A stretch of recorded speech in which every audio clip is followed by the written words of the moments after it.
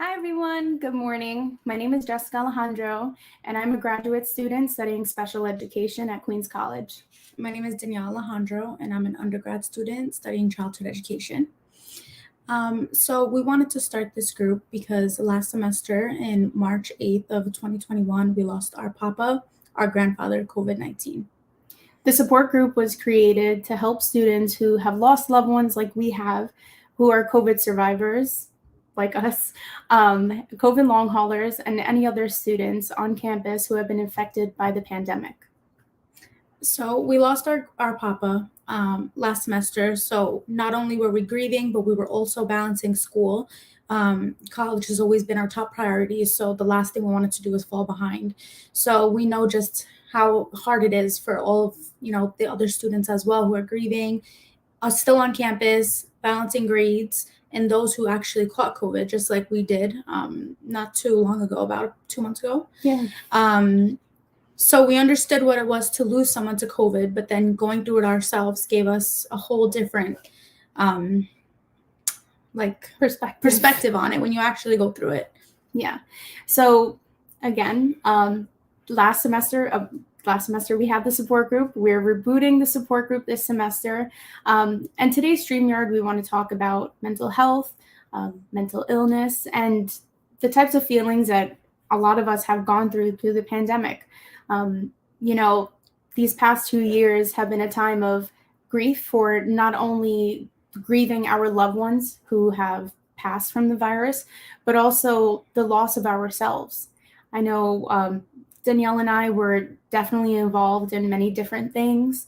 I was salsa dancing and working and student teaching and doing a lot of other stuff that I don't feel comfortable doing now, especially after losing our papa. So that's something that we really want to shed a light on, that the support group is for students so they don't feel alone. They have a safe space where they can talk to their peers about things that they're going through and also obtain resources to help them move forward in their mental health journey. And that is why we partnered with New York Project Hope, because we see just how challenging this can be. And until we found these outlets and these communities that can help us, that's when our process into grieving and transitioning to back onto campus helped us a lot. So we'd like to introduce Lanisa Latang from New York Project Hope. She is a crisis counselor who has been our counterpart through this journey. And here she is. Good afternoon. I am Hello. so happy to be here today with you, Jessica and Danielle. It's truly a pleasure. I represent an organization called Project Hope through an agency named Project Hospitality. Project Hope is a program started by New York State to help with people who have been affected by COVID-19. We don't only provide counseling support, but resources for people who have other issues outside of just needing someone to talk to. We provide information, education, and emotional support and links to resources for everyone. So if you think about yourselves and situations you may be in, there may be a resource that Project Hope can help you with to help you move along so that way you can live a very fulfilled life.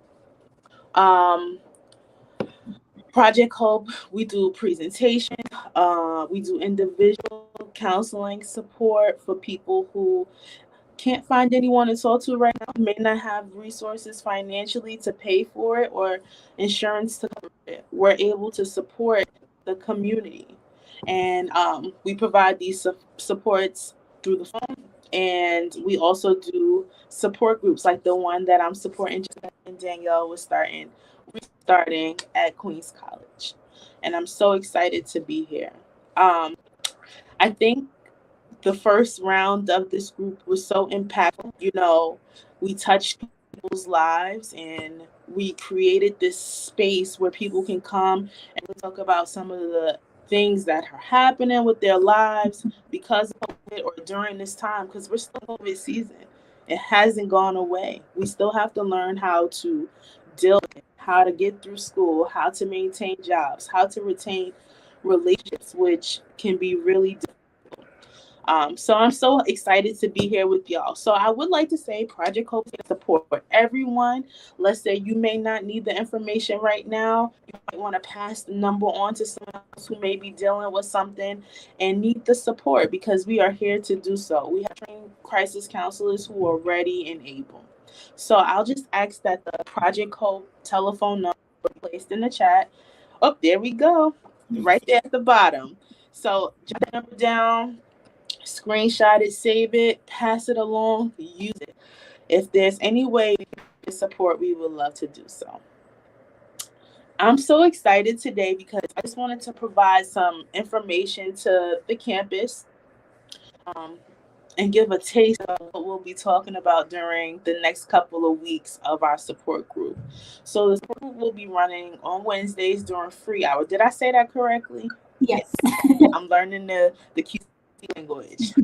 So during free hour, we'll be coming together. We have some wonderful topics that we thought about that will be beneficial to students who are young adults. A lot of things are happening in everyone's lives. We're talking about finding a career, continuing your education and your curriculum, dating, the impact of loss of ourselves and a loved one. I believe Jessica mentioned that already. We are grieving. Some people have lost someone very important to them. Some people have lost their selves, that idea of their selves. Who were you in 2020 January versus who you are now, February 2022? I'm not the same person. And the way I had to get through this and to make it took a lot of support, understanding, and thinking. And everyone is not able to do that on their own. So once again, we have these resources through Project Hope to help and to support everyone. Ladies, maybe you can speak to like the experience of yourself in 2020 pre-pandemic, and some of the changes that have happened in your lives currently. I think one of the biggest changes would have to be how safe you feel. Now, everything you do, you have to think twice about. And sometimes, we want to do things are opening back up, but it's irresponsible. And especially when you lost someone to COVID, you think of it differently. Like for us, it's a little disrespectful to do some things. And, so it's kind of trying to find like a balance and how to go about things safely and allowing ourselves to be okay with doing things again. I think for me, I'm the sorry, biggest Jesse. I love that. I just want to respond to Danny. I love that because when we think about all the things that we enjoyed, how we engage with things now is completely different, or even the desire to do those things. And if those things were a part of your coping skills, like, hey, I know I'm going to get dressed, I'm going to go out, and that'll help me get through the week, and you no longer have that can be really hard to manage. So thank you for sharing that. I'm sorry, Jesse, for cutting you up. No, you're good. Well, just to add on to what Danny said too, I think something that goes along with that was our relationships have definitely changed as well. I feel like when, those of you who have lost a loved one or who have experienced COVID yourselves, know that there's a lot of people around us who have watched us go through grieving and watched us be deathly ill and are still irresponsible or still kind of have an opinion about, something that they want to do that we don't necessarily feel comfortable doing. And I feel like that's definitely changed the dynamic of a lot of our relationship. But also for me, I feel like going back to the question about how things changed, I definitely feel like my mental health has taken a toll.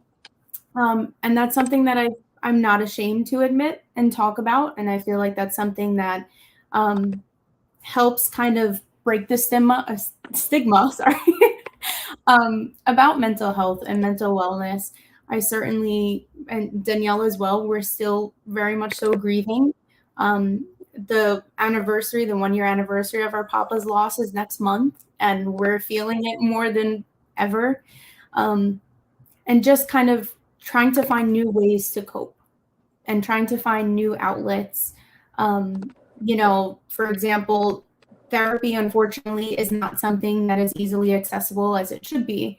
And, I was grateful to find a therapist, but it definitely took a long time. And that's something that we touch upon in the group, as well, that when you're feeling down and you're just feeling all these emotions, trying to kind of date in a way, because trying to find a therapist is really like dating. You talk to different people, you see if you have a connection. And for me, that was so draining. And I went so long grieving by myself, trying to figure all of that out. Um, but Danielle and I are actually proud to announce that we are New York City team leads for an organization called New York Project. No, not New York Project Hope. I was just like on loop. We are the New York City team leads for Yellow Heart Memorial. Yellow Heart Memorial is an organization that was created after founder Rosie Davis in Texas lost her mother, Mary Castro, May 17th of 2020. She was in a nursing home and she really tried to use her grief for activism. And the organization lobbies for permanent and temporary memorials. So I don't know if you want to speak a little more about that. So, well, Yellow Heart Memorial, we found out about them during, right when after the funeral's done and everyone starts, going their own ways and everyone goes back to normal. For us, there was no back to normal. So the only thing that could help us was finding people who understood what we were going through. And a lot of the things we saw was very traumatizing. Like, when you lose someone, usually you can be in the hospital. But for us, our goodbyes were over a FaceTime call. So the things we saw were things that I wouldn't wish anybody to have to see their loved one go through and not be able to be in that room. So this group of people, they understand what we go through, and it's amazing to be able to have support from each other. So the group is actually a group on Facebook. She created it as a group for confidentiality. But like Danielle said, it's a group of individuals who have lost loved ones, sometimes multiple loved ones to COVID, and just having that group to be together is amazing. So Danielle and I are actually working on a proposal for a permanent memorial in New York City, the community to know about Yellow Heart Memorial. And that aside from New York Project Hope and what we're doing with the support group, there are other resources for students who have lost loved ones. And unfortunately, it took us trying to fight our way through our grief to find that support. But we're here to say that it's there. So below is actually our chapter, our New York chapter's Instagram page. So you can follow us for different memorials across the nation, not only in New York, but yeah. Wow. So what I'm hearing is that you took, your grieving process and really poured into the community, your college, and yourselves. You really did something really powerful, and I'm really excited to see what comes from it. Congratulations. Thank you. Thank you. So I would like to just point out that our support group will be starting next week, Wednesday, and it will be during a free hour. The information is listed at the bottom. You'll be able to find a link where students can come and join and hang out with us for a little bit. Am I right? I described that. Did I miss anything? No, I think just also that it's still virtual the same way it was last semester. When you follow the QC Student Life Instagram page, the flyer will have the meeting link as well as the passcode. And something we all want to stress is that confidentiality is the number one thing to us. So anything that is said within the group is completely between us. What happens in the group stays in the group, unless you state something that is harmful to yourself or those around you. Beautifully said. Yes. So in light of that, I want to talk about mental health versus mental illness, because sometimes I think that people don't know where they fall or may not know the difference between the two. And I think both come with like many stereotypes and judgments. So I want to just take a few minutes to just talk about the difference between two. So according to the Center for Disease Control, mental illness refers to conditions that affect a person's thinking, feeling, mood, or behavior. These can include but are not limited to depression, anxiety, bipolar disorder, or schizophrenia. And there's more illnesses that, we could list, but those are some. Mental health reflects our emotional, psychological, and social well being, affecting how we think, feel, and act. Mental health has a strong impact on the way we interact with others, handle problems, and make decisions. So, just in understanding the difference between addressing your mental health and dealing with your mental illness, very often mental illness comes with needing a high level of care. You may need some psychiatric interventions, hospitalization, medication, or a little bit more monitoring. Versus some of the mental health issues that people experience on a day to day, that's a little bit more. Um, you're able to manage a little bit more through therapy, support groups, informal and formal supports. I think about this very often. Some people don't have resources for mental health treatment, right? They don't have the finances, they don't know where to go. You can identify someone that you can trust and really confide in that doesn't lead you into like a negative situation is very impactful. And for you to have that support can only help and benefit yourself. So that's just something I would like for everyone to keep in mind, the differences between mental health and mental illness. And I think we'll talk more about it. I just wanted to throw it out there because one example of support for mental health is a support group. People coming together who have a common interest. The way COVID has impacted me is very different from how it's impacted both of y'all. I didn't lose a family member, but I identify with that pain and recognize how my support can be just as valuable as yours to me. So I'm so excited about the group, and I just wanted to provide that insight and a little hope for what we're going to do over the next couple of weeks. Anything I would like to add about mental health or mental illness or anything else about the group that we want the campus to know? See who's going to go first.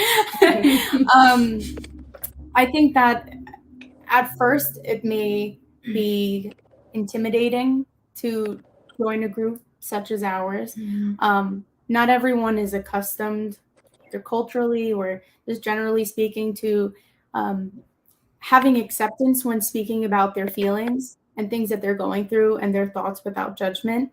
And like I said, this is something that we really tried to create a safe space for students.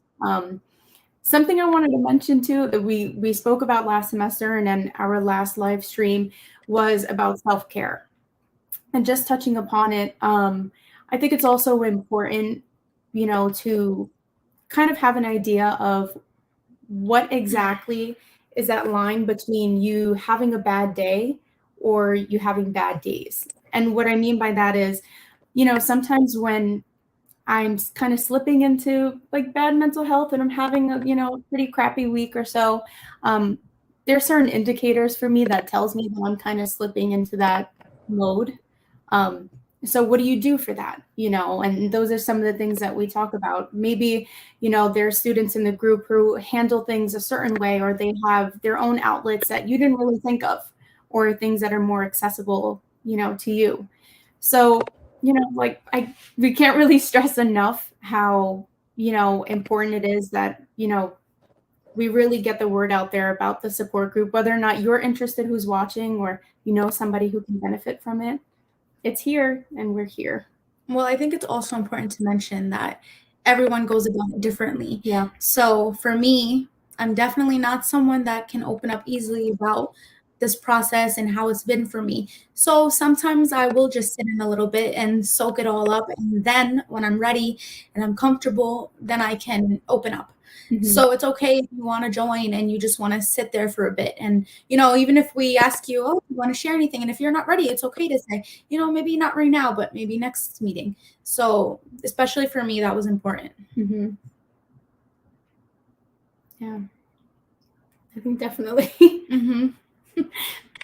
We have that in the group. like a lot of people who, like we had last semester, a few students who wanted to speak. We had students who wanted to share, but they didn't want their name shown or they didn't want their camera on, which is totally fine.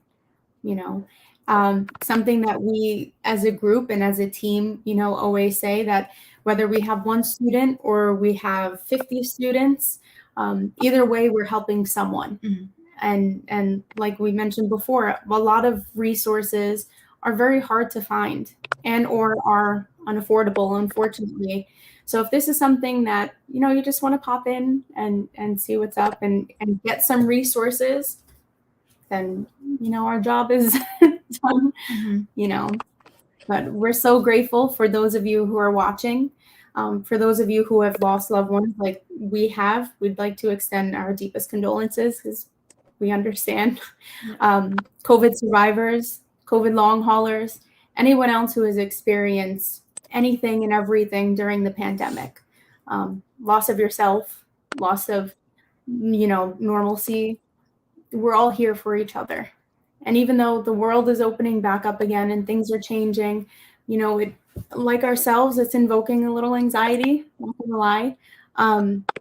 But you have a safe space and you have people who are here who really understand that journey and are here to walk along with you in your journey as well. So thank you for joining us today. Lanisa, I'm not sure if you want to close out. I just want to say you all made some really good points about joining the support group and their comfort level, and I'm just grateful that you all mentioned that because it's very important. And I am looking forward to seeing the students come out and support this group and being supported. I'm looking forward to seeing you all. Have a great day, everyone. Have a Thank you good for day. watching.